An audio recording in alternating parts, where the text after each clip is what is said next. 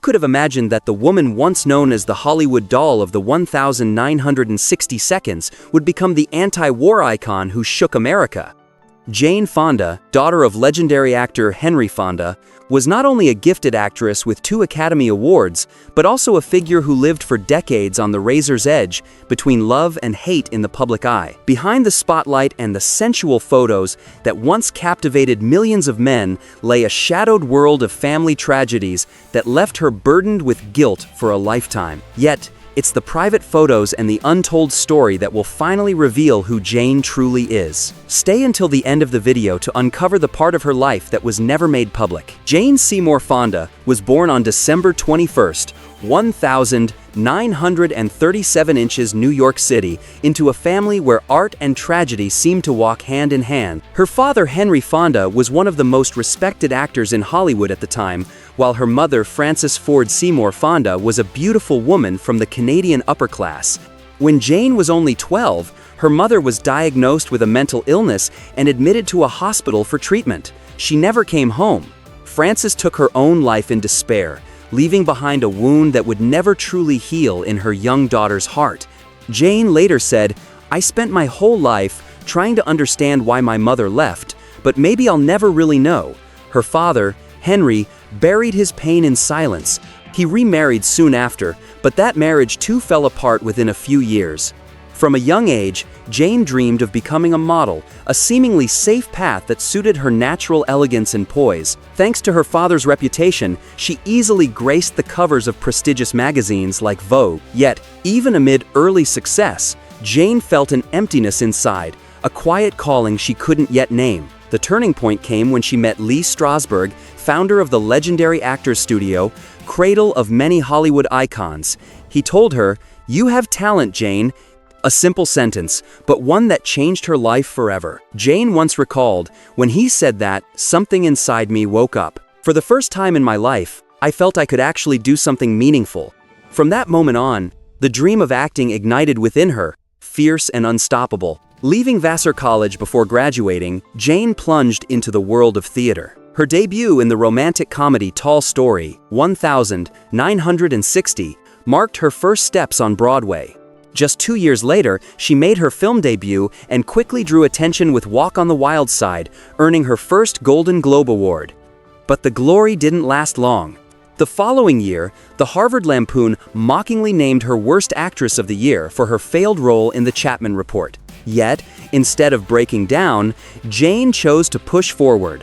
3 years later, in 1965, she achieved a major breakthrough with Cat Ballou, one of that year's biggest box office hits. By 1968, Barbarella had turned Jane Fonda into a global sex symbol. In the years that followed, her career soared, crowned with a string of prestigious awards. In HBO's documentary Jane Fonda in 5 Acts, she revisited the scars of her childhood. Her mother, Frances Ford Seymour, suffered from bipolar disorder, something Jane only discovered after her mother's death. "I tried to understand her," Jane said with tearful eyes, "but I never really knew who she was."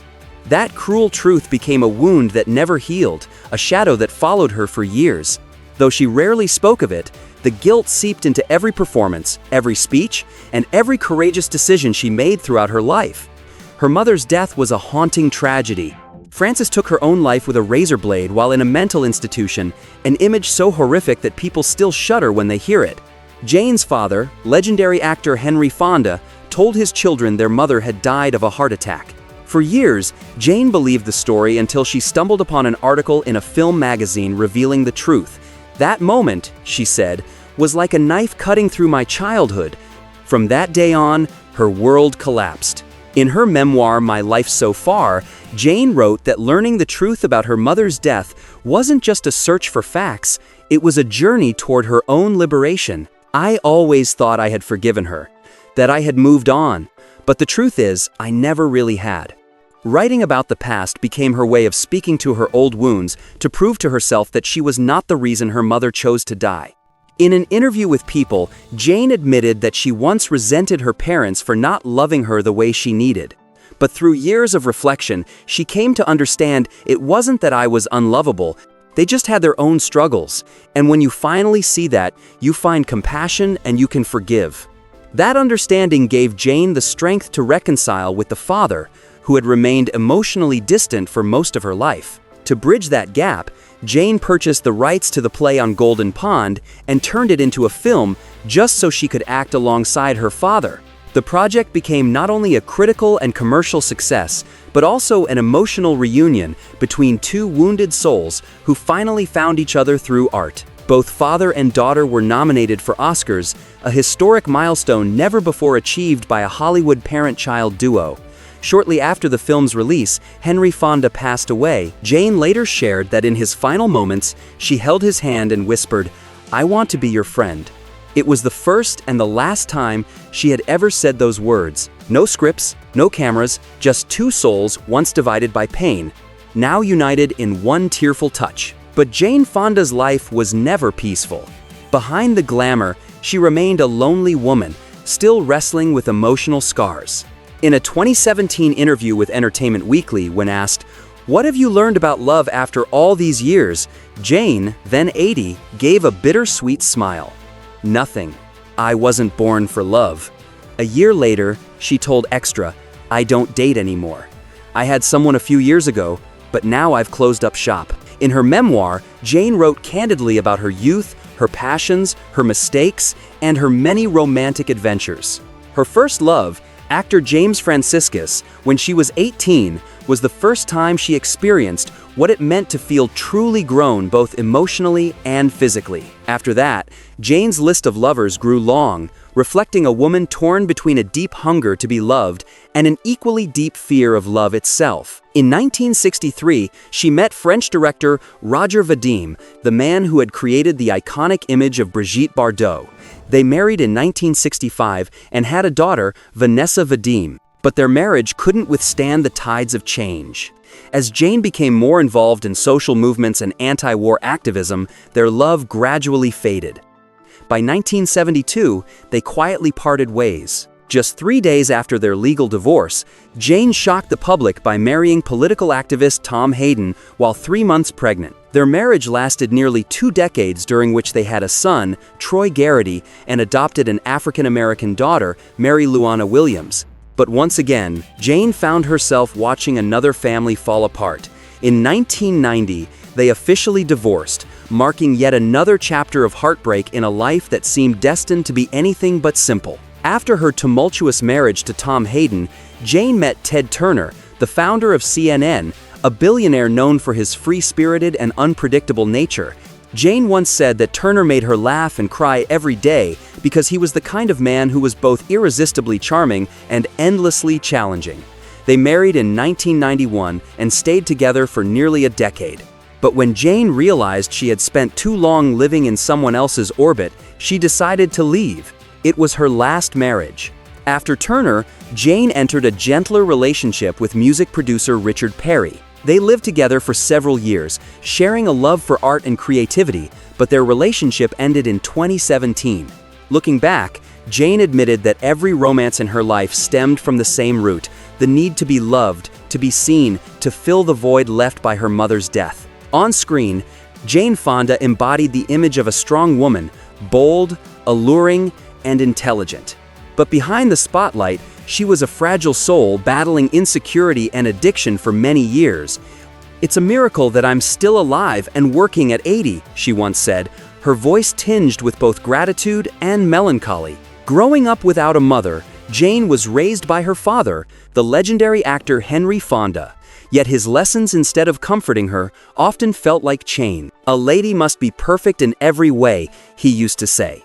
It wasn't until years later in a conversation with Oprah Winfrey that Jane confessed, "It took me a long time to realize we're not meant to be perfect, we're meant to be whole." That realization to her was liberation, a way to finally forgive herself after a lifetime of pressure and pretense.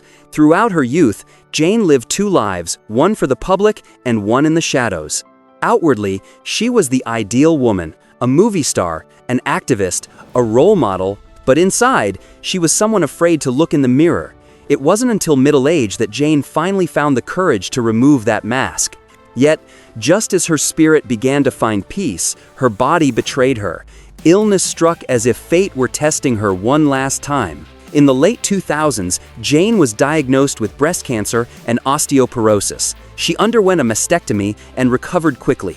But the following year, doctors found another malignant tumor on her lip. Not long after, in 2022, came more devastating news: non-Hodgkin's lymphoma, a form of blood cancer.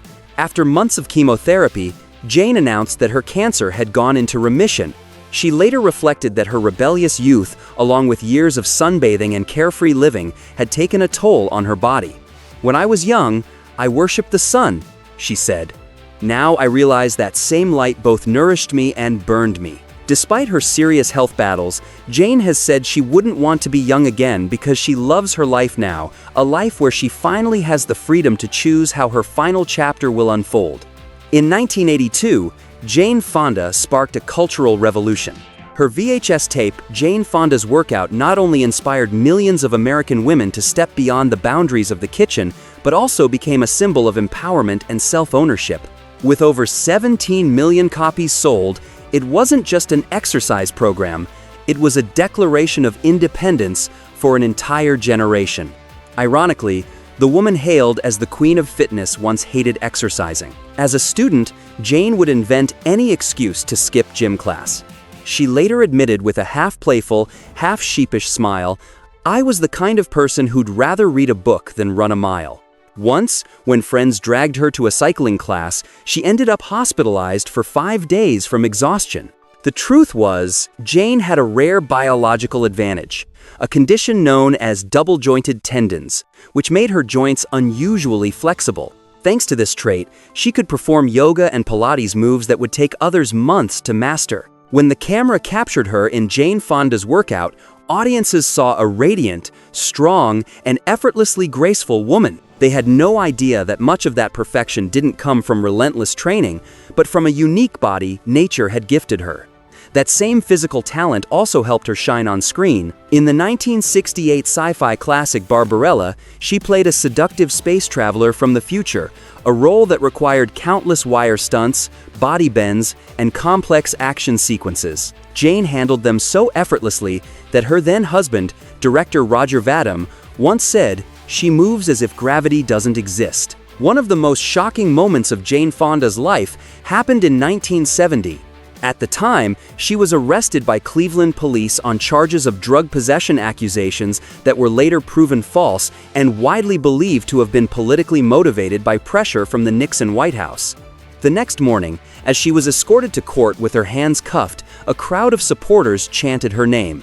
Suddenly, Jane raised her fist high in the air, the iconic "Power to the People" salute, a symbol of defiance and resistance in that era. Although she was fined $5,500, Jane Fonda left the courthouse as a new symbol of freedom. From then on, her name was no longer tied only to Hollywood's queen, but also to a warrior for justice. From protesting the Vietnam War to advocating for women's rights, environmental protection, and more recently, the Black Lives Matter movement, she visited impoverished neighborhoods to organize aid programs, opened her home to shelter persecuted activists, and helped raise funds for human rights organizations. At times, her actions led people to label her dangerous or even un-American, but Jane never wavered. She once said in an interview, "I used to be a sex symbol. Now, I want to be a symbol of change." Today, well into her 82nds, Jane Fonda still marches in protests, still gets arrested during climate demonstrations, and still stands proudly with silver hair, a radiant smile, and the same unshakable spirit that has defined her for more than 6 decades. One of the most defining moments in Jane Fonda's activist career was her 2-week visit to North Vietnam in 1972, where she witnessed firsthand the war she had fiercely opposed and publicly condemned America's military policies. But Fonda's activism went far beyond street protests. She turned art itself into a form of resistance. In Coming Home, 1978, she portrayed a woman grappling with the psychological aftermath of war, exposing the invisible wounds suffered by thousands of veterans. In 9 to 5, 1980, alongside Dolly Parton and Lily Tomlin, she gave voice to women fighting sexual harassment, unequal pay, and the burdens of working life. For Fonda, every role was not just art, it was an act of politics. Even her famous fitness video, Jane Fonda's workout, which sold over 17 million copies, wasn't just a commercial success. She donated all the profits to the Campaign for Economic Democracy, a movement advocating for economic equality and workers' rights. Jane Fonda has never denied her past mistakes. Instead, she's chosen to live in a way that makes amends. "When I die, I want my family around me," she said. "To be loved, I have to deserve it, and I'm trying every day." After announcing her retirement in 1991, many believed Jane Fonda would quietly step away from the spotlight. But 14 years later, she made a stunning comeback in Monster-in-Law, 2005, alongside Jennifer Lopez, a box office hit that proved her star power had never faded. In 2009, she returned to Broadway after nearly half a century with 33 variations, followed by memorable roles in The Butler, 2013, Better Living Through Chemistry, This Is Where I Leave You, 2014, and even a guest voice appearance on The Simpsons. The third act of Fonda's life truly began with Netflix's Grace and Frankie, 2015. Spanning 7 seasons, the show turned Jane and Lily Tomlin into icons of resilient aging, women who still knew how to love, laugh, live, and reclaim joy on their own terms. In 2017, she reunited with Robert Redford in Our Souls at Night, a tender love story about connection in later life. Even after Grace and Frankie wrapped in 2021, Jane didn't slow down. She appeared in Amazon Prime's Yearly Departed, radiating her trademark grace, wit, and insight. In a recent interview with People, Jane Fonda spoke with calm wisdom. "I want my life to be an example for young people. I've lived well, worked hard, and lived with purpose. At this point, I don't need to prove anything anymore." Those words felt like the perfect summation of her journey. A life defined by courage, reflection, resilience, and passion. Jane Fonda is more than a Hollywood legend. She is a symbol of awakening. A woman who transformed fame into a force for humanity and turned personal wounds into collective strength. Looking back, we don't just see a movie star, we see an entire era, one built on conviction, compassion, and a heart that has never stopped beating for the world.